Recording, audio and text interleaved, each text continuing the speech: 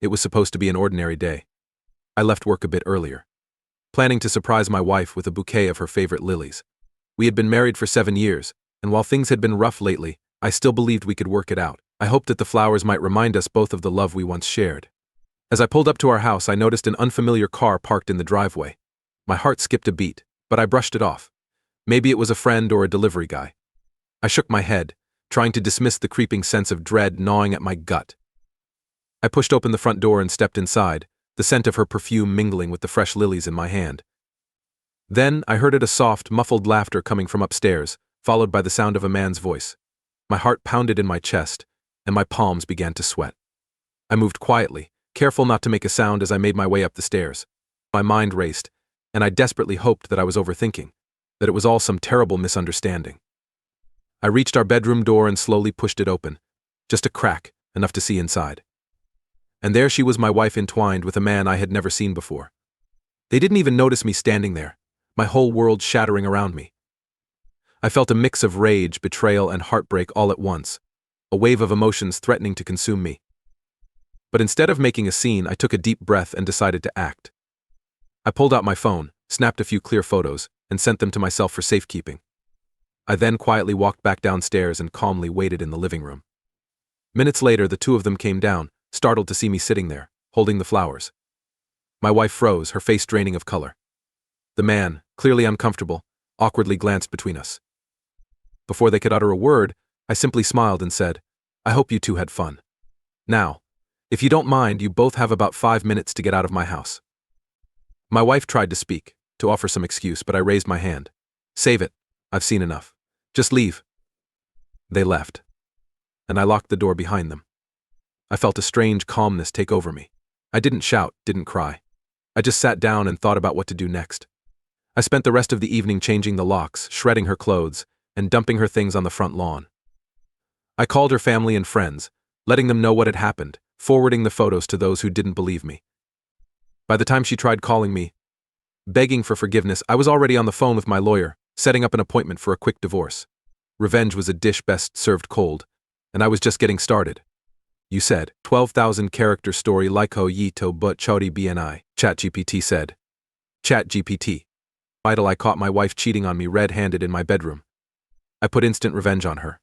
The day began like any other. I got up, groggy from another sleepless night, the weight of a monotonous routine pulling at my every step. I had sensed things were off with Sarah for a while now. 7 years of marriage.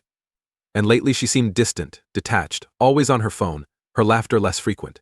I kept telling myself it was just stress from work, or maybe she was just tired. But a small voice in the back of my mind kept nudging me, whispering that something was wrong. That morning I made a decision. I would take the day off work and surprise her. Maybe a little spontaneity would help bring back the spark that seemed to be fading. I stopped by her favorite florist and bought a bouquet of lilies, her favorite flower. It had been ages since I had done something romantic for her, and I wanted to remind her of the man she married. I could almost imagine the smile on her face when I walked through the door with the flowers in hand. But as I turned onto our street, my heart sank. An unfamiliar silver sedan was parked in our driveway. My grip tightened on the steering wheel, and a cold shiver ran down my spine. Who could it be? My mind started racing with possibilities, but none of them felt right. I parked a little distance away, deciding to approach the house quietly. The front door was slightly ajar. I paused for a moment, trying to steady my breathing, then stepped inside, careful not to make a sound. The house was eerily quiet, except for a soft murmur coming from upstairs. I could hear faint voices, a man's voice mixed with the sound of Sarah's laughter, a sound I hadn't heard in weeks, maybe months. I felt a surge of adrenaline course through my veins as I quietly crept up the stairs. The door to our bedroom was half closed, and the voices were clearer now. I peered through the small opening, and what I saw made my heart stop. Sarah was in bed with a stranger, their bodies entangled in a way that left no room for doubt. My mind went blank for a moment, a wave of shock washing over me. I felt betrayed, gutted, and humiliated all at once. The woman I had loved, the woman I had promised my life to, was in bed with another man. But instead of barging in and making a scene, something snapped inside me. I reached for my phone, switched it to silent mode, and began to take pictures clear, undeniable evidence. I took a deep breath and walked back downstairs, my heart racing, my mind teetering between rage and heartbreak. I sat on the living room couch, the bouquet of lilies still in my hand, waiting. Every second felt like an eternity. I could hear their soft laughter as they came down the stairs. When they turned the corner and saw me sitting there, their laughter stopped instantly. Sarah's face turned pale, her mouth hanging open in shock. The man, a stranger I'd never seen before, looked equally stunned. For a moment, we all just stared at each other, the silence thick with tension. Finally, I broke the silence. "I hope you two had a good time," I said, my voice calm, almost cold. "You have 5 minutes to get out of my house." Sarah stammered, trying to find words, her face a mix of panic and guilt. "John, I can explain." I cut her off, raising a hand. "I don't need an explanation, Sarah. I saw everything I needed to see. Now leave." The man quickly grabbed his shoes and darted for the door, clearly wanting no part in whatever was coming next. Sarah hesitated, her eyes welling up with tears. "Please, John, save it," I snapped. "Just go." She turned and walked out, her head hung low. I locked the door behind them and leaned against it, feeling the weight of what had just happened settle on my shoulders. But instead of crumbling, I felt a strange sense of clarity wash over me. I went to the kitchen, made myself a cup of coffee, and sat down at the dining table. I thought about what I should do next, my mind racing with ideas of revenge, thoughts of how to make her pay for this betrayal. Then it hit me. I wouldn't just make her pay, I'd make her regret ever thinking she could do this to me. I called my lawyer, scheduled a meeting for the next day, and then started making a list. First, I changed the locks on the house. I didn't want her or her new friend to have access to my home.